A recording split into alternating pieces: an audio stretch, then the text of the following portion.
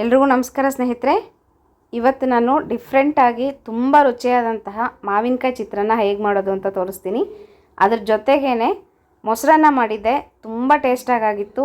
ಹೇಗೆ ಇಷ್ಟು ರುಚಿಯಾಗಿ ಮಾಡ್ಕೋಬೇಕು, ಮೊಸರು ಬುತ್ತಿ ಅಂತಲೂ ಕರಿತೀವಿ, ಹೇಗೆ ಮಾಡೋದು ಅಂತ ತೋರಿಸ್ತೀನಿ ಬನ್ನಿ. ಮೊದಲಿಗೆ ನಾನು ಒಂದು ಮಿಕ್ಸಿ ಜಾರಿಗೆ ಒಂದು 1/4 ಭಾಗದಷ್ಟು ಒಣಕೊಬ್ಬರಿನ ತೊಗೊಂಡಿದ್ದೀನಿ, ಸಣ್ಣದಾಗಿ ಕಟ್ ಮಾಡ್ಕೊಂಡಿದ್ದೀನಿ. ನೀವು ತುರಿದು ಸಹ ತೊಗೋಬೋದು. ಆಮೇಲೆ ಮಾವಿನಕಾಯಿನ ತುರಿದಿಟ್ಕೊಂಡಿದ್ದೀನಿ, ಒಂದು ಚಿಕ್ಕದು, ಮತ್ತು ಹಸಿಮೆಣಸಿನ್ಕಾಯಿ ಖಾರಕ್ಕೆ ಹೆಚ್ಚಿಟ್ಕೊಂಡಿದ್ದೀನಿ. ಈಗ ನೋಡಿರಿ, ಜಾರ್ಗೆ ಒಣಕೊಬ್ಬರಿ ಹಾಕ್ಕೊಂಡಿದ್ನಲ್ಲ, ಒಣಕೊಬ್ಬರಿ ಜೊತೆಗೇ 1 ಚಮಚ ಸಾಸಿವೆಯನ್ನು ಹಾಕಿ ನುಣ್ಣಗೆ ಪೌಡ್ರ್ ಮಾಡ್ಕೋಬೇಕು. ಹಸಿ ಸಾಸಿವೆ ಸ್ನೇಹಿತರೆ, ಇದೇನು ಹುರಿಯೋ ಅಷ್ಟಿಲ್ಲ, ಈ ಥರ ಸಣ್ಣಗೆ ಪುಡಿ ಮಾಡ್ಕೋಬೇಕು. ಈಗ ಒಗ್ಗರಣೆಯನ್ನು ಶುರು ಮಾಡೋಣ ಬನ್ನಿರಿ. ಮೊದಲಿಗೆ ಮೊಸರನ್ನಕ್ಕೆ ಹೇಗೆ ಒಗ್ಗರಣೆ ಮಾಡ್ಕೋಬೇಕು ಅಂತ ತೋರಿಸ್ಕೊಡ್ತೀನಿ. ಮೊಸರನ್ನಕ್ಕೆ ಮಾತ್ರ ಎಣ್ಣೆ ಹಾಕಬಾರ್ದು ಸ್ನೇಹಿತರೆ, ತುಪ್ಪದಲ್ಲಿನೇ ಒಗ್ಗರಣೆಯನ್ನು ಮಾಡಬೇಕು. ನಾನಿಲ್ಲಿ ಸ್ವಲ್ಪನೇ 1.5 ಚಮಚದಷ್ಟು ತುಪ್ಪ ಹಾಕಿದ್ದೀನಿ, ಮತ್ತು ಸಾಸಿವೆ, ಒಂದು ಸ್ವಲ್ಪ ಜೀರಿಗೆ. ಸಾಸಿವೆ ಜೀರಿಗೆ ಚೆನ್ನಾಗಿ ಸಿಡಿದ ಮೇಲೆ ಇದಕ್ಕೆ ಉದ್ದಿನಬೇಳೆ, ಒಂದು ಸ್ವಲ್ಪ ಕಡಲೆಬೇಳೆ ಮತ್ತು ಅರಿಶಿಣದ ಪುಡಿ, ಇದಿಷ್ಟು ಹಾಕಿ ಸ್ವಲ್ಪ ಫ್ಲೇವರ್ಗೆ ಇಂಗನ್ನು ಹಾಕ್ತಾಯಿದ್ದೀನಿ. ಇಂಗು ಹಾಕಿದ್ಮೇಲೆ ಕರಿಬೇವಿನ ಸೊಪ್ಪನ್ನು ಚೆನ್ನಾಗಿ ತೊಳೆದ್ಬಿಟ್ಟು ಇದಕ್ಕೆ ಹಾಕ್ತಾಯಿದ್ದೀನಿ.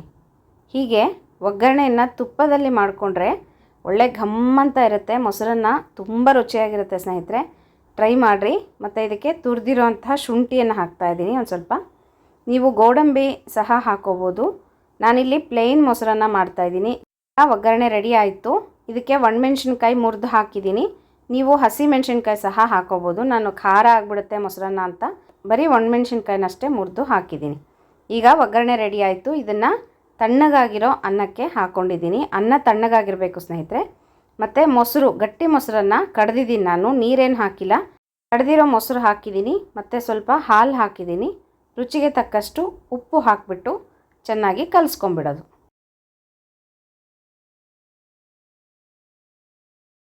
ಈಗ ಮೊಸರನ್ನ ರೆಡಿ ಆಯಿತು.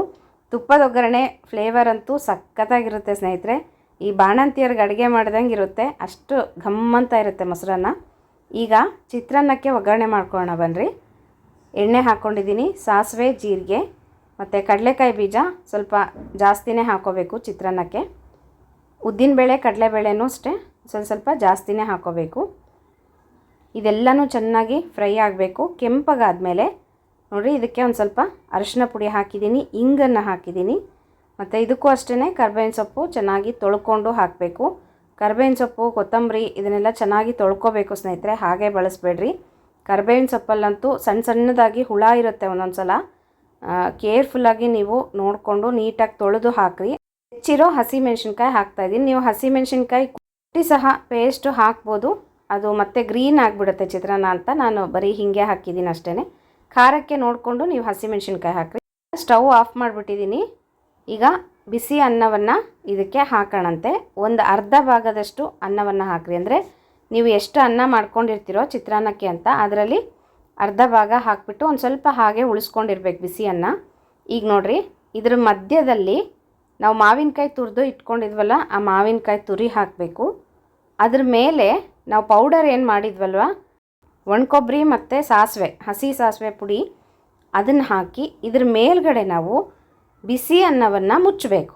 ಈ ಥರ ಹೀಗೆ ಮುಚ್ಚೋದ್ರಿಂದ ಆ ಕಾವಿಗೆ, ಬಿಸಿಗೇ ಮಾವಿನಕಾಯಿನೂ ಮೆತ್ತಗಾಗುತ್ತೆ, ಪುಡಿ ಒಳ್ಳೆ ಫ್ಲೇವರ್ ಬಿಟ್ಕೊಳ್ಳುತ್ತೆ, ಘಮ್ಮಂತ ಇರುತ್ತೆ ನಿಮಗೆ ಚಿತ್ರಾನ್ನ. ನೀವು ಕಲಸಿ ಒಂದು ಸಲ ಟ್ರೈ ಮಾಡಿರಿ ಸ್ನೇಹಿತರೆ, ಹೇಗೆ ಬಂತು ಅಂತ ನೀವೇ ನನಗೆ ಹೇಳ್ತೀರಾ, ಅಷ್ಟು ಚೆನ್ನಾಗಿರುತ್ತೆ, ಡಿಫ್ರೆಂಟಾಗಿರುತ್ತೆ, ತುಂಬ ರುಚಿಯಾಗಿರುತ್ತೆ. ನಂಗೆ ತುಂಬ ಇಷ್ಟ ಈ ಚಿತ್ರಾನ್ನ. ನೋಡಿರಿ, ಇದಕ್ಕೆ ರುಚಿಗೆ ತಕ್ಕಷ್ಟು ಉಪ್ಪನ್ನು ಹಾಕಿಬಿಟ್ಟು ಸ್ವಲ್ಪ ಕಾಯಿ ತುರಿ ಹಾಕ್ತಾಯಿದ್ದೀನಿ. ನಾನು ಇತ್ತು ಅಂತ ಹಾಕ್ತಾಯಿದ್ದೀನಿ. ನಾವು ಒಣಕೊಬ್ಬರಿ ಹಾಕಿರ್ತೀವಲ್ವ, ಹಾಗಾಗಿ ಏನು ಬೇಕಾಗಲ್ಲ. ನೋಡಿ, ಒಂದು ಸ್ವಲ್ಪ ಹೊತ್ತು ಮುಚ್ಚಿಟ್ಬಿಡಬೇಕು, ಒಂದು 5ರಿಂದ 10 ನಿಮಿಷ. ಅದು ಚೆನ್ನಾಗಿ ಮೆತ್ತಗಾಗುತ್ತೆ. ಆಮೇಲೆ ತೆಗೆದು ನೀಟಾಗಿ ಚಿತ್ರಾನ್ನವನ್ನು ಕಲಿಸ್ಕೊಂಡ್ಬಿಡೋದು. ನೋಡಿರಿ, ಇಷ್ಟೇ, ತುಂಬ ಸಿಂಪಲ್ ಸ್ನೇಹಿತರೆ.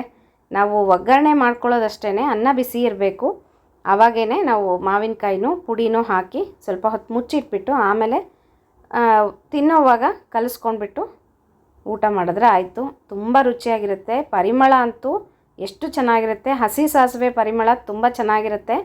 ಕಹಿ ಏನೂ ಬರೋದಿಲ್ಲ. ತುಂಬ ಜಾಸ್ತಿ ಹಾಕೋದಕ್ಕೆ ಹೋಗಬೇಡ್ರಿ. ನಾನಿಲ್ಲಿ ಇಷ್ಟು ಅನ್ನಕ್ಕೆ ಅಂದರೆ 1.5 ಪಾವಷ್ಟು ಅನ್ನಕ್ಕೆ 1 ಚಮಚ ಅಷ್ಟೇ ಹಾಕಿದ್ದೀನಿ. ನೀವು ನೋಡ್ಕೊಂಡು ಹಾಕ್ಕೊಳ್ರಿ, ಎಷ್ಟು ಅನ್ನ ಮಾಡ್ತೀರೋ ನೋಡ್ಕೊಂಡು ಹಾಕ್ಕೊಳ್ರಿ.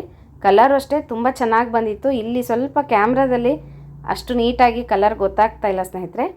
ಇವತ್ತಿನ ಡಿಫ್ರೆಂಟ್ ಆಗಿರೋ ಮಾವಿನಕಾಯಿ ಚಿತ್ರಾನ್ನ ರೆಡಿಯಾಗಿದೆ. ಇದರ ಜೊತೆಗೆ ಮೊಸರನ್ನ ಸಹ ರೆಡಿಯಾಗಿದೆ. ಎರಡೂ ತುಂಬ ಚೆನ್ನಾಗಾಗಿತ್ತು. ಯಾವಾಗಾದರೂ ಈ ಥರ ಮಾಡ್ಕೊತಾ ಇರ್ತೀವಿ ಸ್ನೇಹಿತರೆ. ಈಗಂತೂ ಮಾವಿನಕಾಯಿ ಸೀಸನ್ ಅಲ್ವಾ, ಚೆನ್ನಾಗಿ ಸಿಗ್ತಾ ಇದೆ, ಮಾಡ್ಕೊಳ್ರಿ. ಉಪ್ಪಿನಕಾಯಿ ತೋರಿಸ್ರಿ ಅಂತ ತುಂಬ ಜನ ಕೇಳ್ತಾ ಇದ್ದೀರಾ. ಹಾಕ್ತೀನಿ ಸ್ನೇಹಿತರೆ, ನಾನು ಉಪ್ಪಿನಕಾಯಿ ಮಾಡ್ಕೋಬೇಕು. ಇನ್ನೂ ಕಾಯಿ ಬಂದಿಲ್ಲ, ಮಾರ್ಕೆಟಲ್ಲಿ ಬಂದ ತಕ್ಷಣ ನಾನು ತಂದುಬಿಟ್ಟು ಹಾಕ್ತೀನಂತೆ. ನಾನು ಹಾಕೋದು ಆಮ್ಲೆಟ್ ಕಾಯಿ, ನಿಮಗೂ ತೋರಿಸ್ಕೊಡ್ತೀನಿ. ಈಗ ನೋಡಿರಿ, ಸೂಪರಾಗಿರೋ ಚಿತ್ರಾನ್ನ ಮೊಸರನ್ನ ನೀವು ಟ್ರೈ ಮಾಡಿರಿ. ಹೇಗೆ ಬಂತು ಅಂತ ಕಮೆಂಟ್ ಬಾಕ್ಸಲ್ಲಿ ತಿಳಿಸೋದು ಮರಿಬೇಡಿ ಸ್ನೇಹಿತರೆ. ಮತ್ತೆ ಸಿಗ್ತೀನಿ. ನಮಸ್ಕಾರ.